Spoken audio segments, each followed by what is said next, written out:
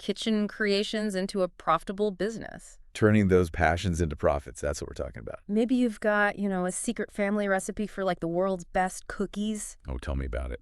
Or your sourdough bread always has friends begging for more. Yeah. Well, you've come to the right place. In today's deep dive, we're tackling one of the most crucial aspects of any successful food business: pricing your delicious products. Yes. Pricing. Can be, well, a little daunting, right? It's a topic many new business owners struggle with, I know what you mean. especially when it comes to home-based businesses. Especially home-based businesses, it can feel more personal. You've poured your heart and soul into these recipes, so putting a price tag on them can almost feel, I don't know, Yeah. a bit daunting, right? It can feel like you're putting a price tag on your love, Exactly. on your passion. So that's why we're diving deep into this awesome guide Yeah, this is a good one. on pricing home-based food products. This is a great guide. It covers everything. Everything. From understanding your costs to choosing the right pricing strategies Super important. to making sure you're valuing your time and skills. Because you are valuable. Oh, yeah. Your time is valuable. Your skills are valuable. And the guide really emphasizes that. Because sometimes we forget, right? We do. We forget when we're passionate. Especially when we love what we do. We forget that it's also a business. It's so important to approach pricing strategically from the beginning. Yeah. You've got to think about this. Right. Because it sets the foundation for a sustainable business, a place where you can thrive and share your passion with the world. Share your passion with the world and make a living doing it. Make a living. Okay, let's unpack this. The guide starts with a section called Understanding Costs, the Nitty-Gritty. The nitty-gritty, yeah. That sounds intense. It's not that bad. It might sound a bit intimidating, but it's actually all about getting clear, really clear on how much it costs to make each of your products. So how much does it cost to make that cookie? That cookie, that loaf of bread, that jar of jam, whatever it is you're making. That's super important. I feel like a lot of people, especially when they're starting out, might not realize all the costs involved. Yeah, they don't think about all the pieces. We're not just talking about the obvious ingredients here, like flour, sugar, all that good stuff. It's more than just the ingredients. Right. We're talking about understanding the cost of goods sold. Right. The cost of goods sold, yeah. Which includes every expense directly related to making that cookie. That cookie, that loaf of bread, that jar of jam, yes. Whatever it is. Every little thing. So it's more than just flour and sugar. Oh, yeah. Definitely. Much more. The guide even mentions things like cooking oil, kitchen tool wear and tear, and even a portion of your utilities, right? Got it. Those are all part of your overhead. Oh, yeah, the overhead. It's like the indirect cost of running your business. Indirect cost. Okay, so that makes sense. It all adds up. All of those little things. Yeah, they can sneak up on you. They do. And while these individual expenses might seem small, they definitely add up, right? Impacting your overall profitability. Yeah, definitely. You don't want them to sneak up on you. Yeah. You've got to pay attention to every little thing. The guide compares it to an iceberg, like the hidden part of the iceberg beneath your pricing strategy. Exactly. You need to know what's lurking down there. Oh, yeah. You don't want to hit that iceberg. I remember that one time I was baking a massive batch of brownies for a friend's party. Oh, yeah, for a party. I completely forgot to factor in the cost of all the parchment paper I was using. But parchment paper, that's a good one. It's the little things. It's always the little things. Right, The yeah. things you don't think about that get you every time. I know. So it's all about getting a really accurate picture of your true costs. Yeah, the true cost. Yeah. Not just what you think it is. The real deal. But then the question becomes, how do you actually use that information You've got all this information, now what? to set prices? Ah, yes. The big question. That's where pricing strategies come in, right? That's where the fun begins. The guide outlines 3 main approaches: The big 3. Yeah. cost plus pricing, The classic. market-based pricing, Keeping an eye on the competition. and value-based pricing. Knowing your worth. Ooh, I like that. You should. Each strategy has its pros and cons. They do. So it's important to understand how they work and which one might be the best fit The best fit for you. for your unique business. Because every business is unique. Exactly. And that's the beauty of it. So cost plus pricing sounds pretty straightforward. It is, in theory. You figure out how much it costs to make one of your products, add a markup percentage on top for your profit, and voila, you have your selling price. Simple, right? Right. but maybe not so simple in practice. You've got the basic idea, You right? do, you do. It's definitely the simplest approach, And that's a big advantage. especially for newer businesses who are just starting out. When you're just starting out, yeah, you want to keep things simple. Keep it simple. But there's always a but, right? Let me guess, there's a but coming. Let me give you a real-world example of how this plays out. Imagine a local baker who makes incredible cupcakes using high-quality organic ingredients. Okay, cupcakes. I love cupcakes. Who doesn't love a good cupcake? They calculate that each cupcake costs $1.50 to make, including ingredients, packaging, and a portion of their overhead. All right, so they've done their homework So they know their cost of goods sold. for each cupcake. Yeah. $1.50. That's our starting point. Okay, so they know their cost of goods sold for each cupcake is $1.50. Now they need to figure out their markup. The markup, yes. How much profit do they want to make? How much profit? That's the question. Let's say they decide on a 50% markup. 50%. Okay, I like it. Ambitious. That means they'd add 0 times 75 cents to their cost, bringing the selling price to $2.25 per cupcake. $2.25. Sounds reasonable, right? It does. But is it? But is it? That's the million-dollar question. All right, so the guide also mentions some potential drawbacks to cost plus pricing. There are a few. Right. It's not a perfect system. What are some of the things we need to watch out for? Well, one of the biggest is that it doesn't always take into account what your competitors are charging. Ah, the competition. You got to know what they're doing. So, for example, if other bakeries in the area are selling similar cupcakes for $3, $3. our cost plus baker might be leaving money on the table. Oh, yeah. Potentially. A lot of money. That makes me wonder, could using cost plus pricing lead to underpricing your product? It's definitely a risk. A big one. Especially if you're using premium ingredients or have a unique selling point. You got it. If you got something special, you need to make sure your price reflects that. So you're saying that just because it costs you a certain amount to make something doesn't mean that's what the market will bear. Precisely. Cost is just one piece of the puzzle. Ooh, okay, I'm starting to see the bigger picture here. That's what we're here for. You hit the nail on the head, and that's where market-based pricing comes in. Ah, yes.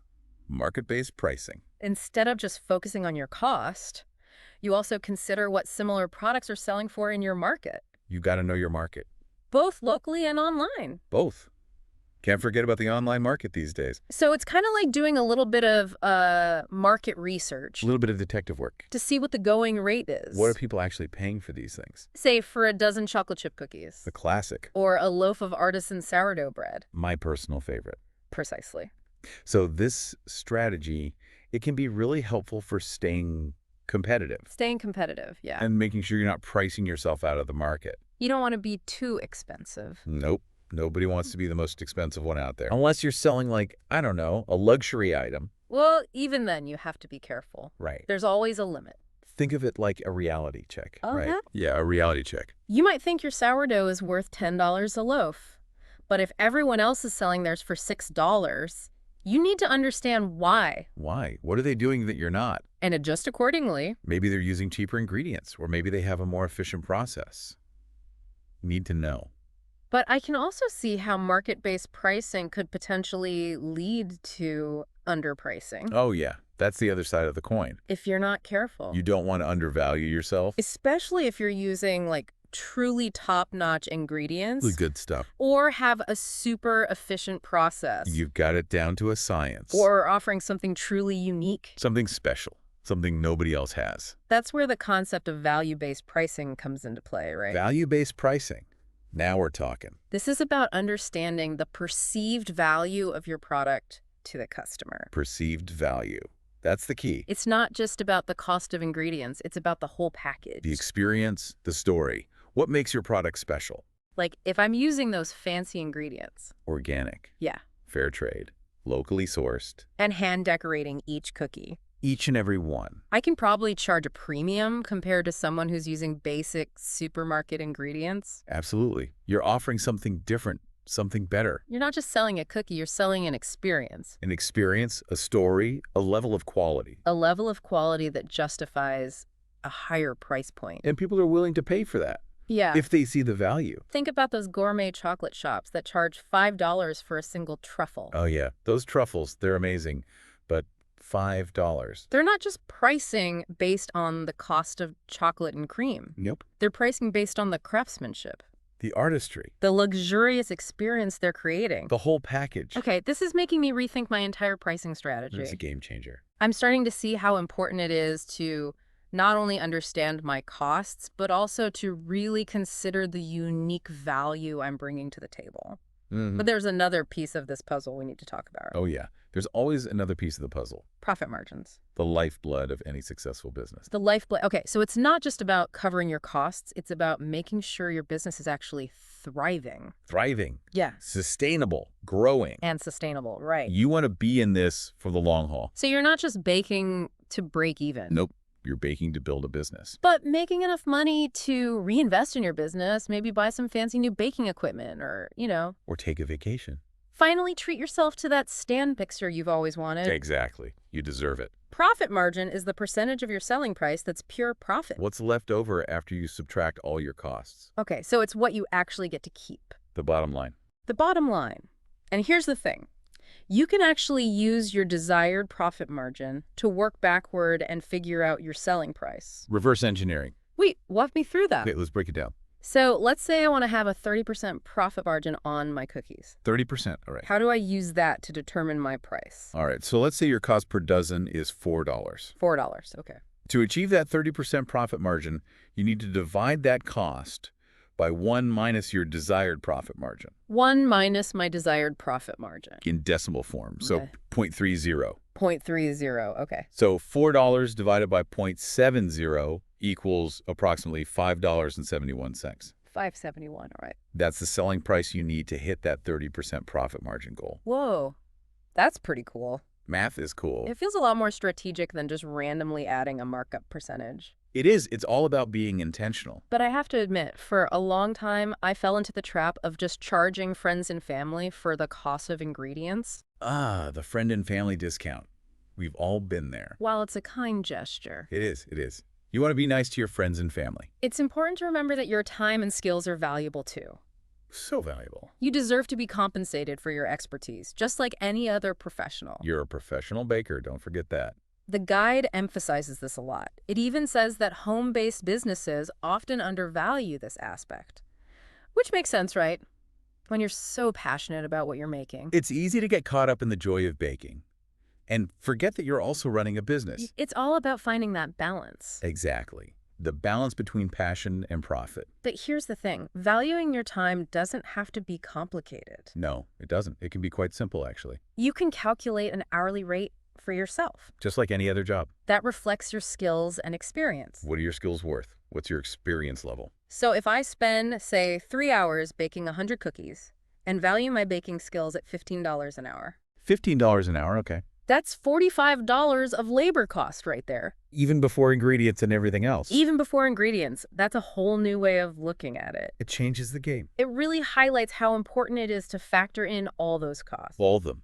Every single one. including labor, to ensure you're setting prices that allow your business to grow and thrive. Grow and thrive. That's what we want. But pricing isn't just about numbers. Oh, no, it's not.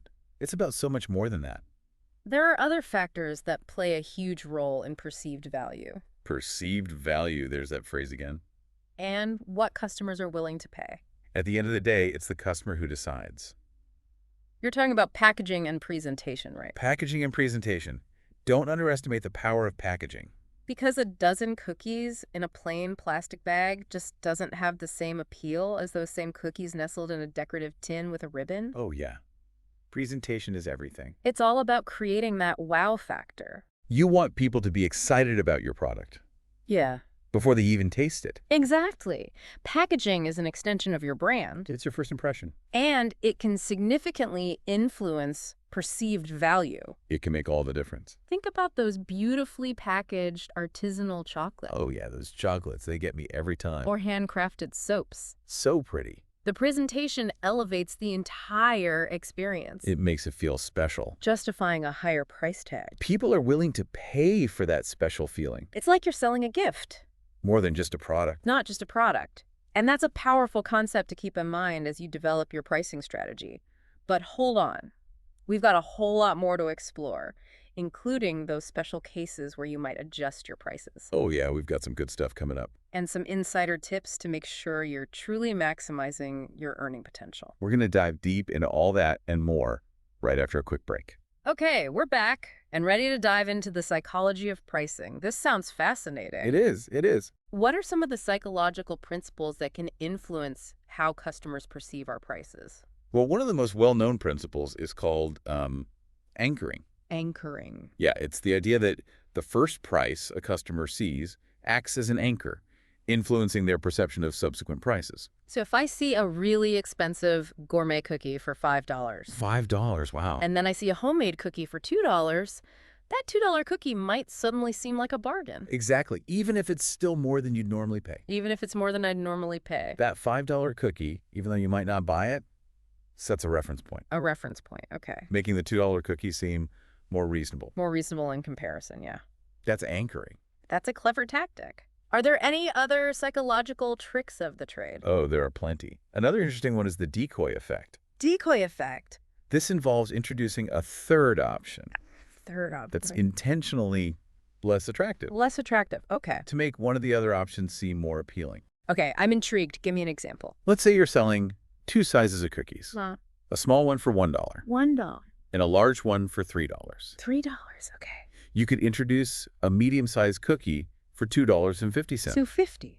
Even though the medium cookie doesn't seem like a great deal, Oh, right. it makes the large cookie look more attractive More attractive, yeah. by comparison. Because you're getting more, right. Exactly. You're Yeah. getting more cookie for just a little bit more money. So it's all about strategically presenting options, right? It is. It is. To kind of nudge customers towards the price point you want them to choose. You got it. It's all about nudging. But these principles aren't about tricking customers. No. It's about understanding how our brains process information And make decisions. and ultimately make decisions, right? We're all influenced by these psychological factors, whether we realize it or not. It makes you realize that pricing is more than just numbers. It's an art form.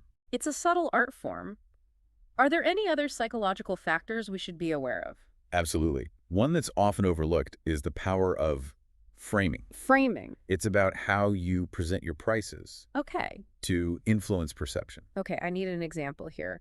How can you frame a price differently? Let's say your cost for a box of cookies is $10. $10, okay. You could say a box of cookies is $12. Straightforward. Or you could say, enjoy a box of these delicious homemade cookies for just $12. Ooh, I like that better. The second option frames the price more positively, More positively, yeah. emphasizing the value and experience the customer will receive. It's subtle, but I can see how that shift in language can make a big difference It can. It's all about the wording. in how people perceive the value. Exactly. The words you use matter. And don't forget about the power of social proof. Ah, yes. Well- Social proof. One of my favorites. People are more likely to buy something if they see that others have purchased and enjoyed it. It's the herd mentality. Like all those online reviews Testimonials, yeah. that we see everywhere these days. It's all about building trust. Exactly. If a customer sees that your cookies have hundreds of five-star reviews, 5-star reviews, yeah, that's impressive. they'll be more inclined to trust that they're worth the price. It's like having a virtual stamp of approval. Exactly. A stamp of approval from other customers. So building that social proof is essential Absolutely. for creating trust and justifying our prices. Got it. And don't underestimate the power of scarcity. Scarcity. The fear of missing out. We touched on this earlier with seasonal offerings, The pumpkin spice latte effect. but it applies in other contexts as well, Right, yeah, for sure. like those limited edition flavors Limited edition. Gotta have or it. those flash sale Act now while supplies last. that create a sense of urgency. Urgency is a powerful motivator. It taps into that fear of missing out again. FOMO. It's a real thing.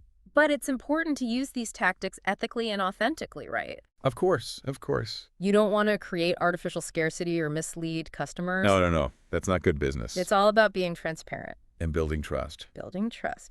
Okay, I think that's a great segue into our final thoughts on pricing home-based food products. What are some of the key takeaways you want to leave our listeners with? Well, first and foremost, remember that pricing is not just about numbers. It's about understanding your costs, Your costs. your market, Your market. and your customers. And your customers. It's a lot to think about. It is.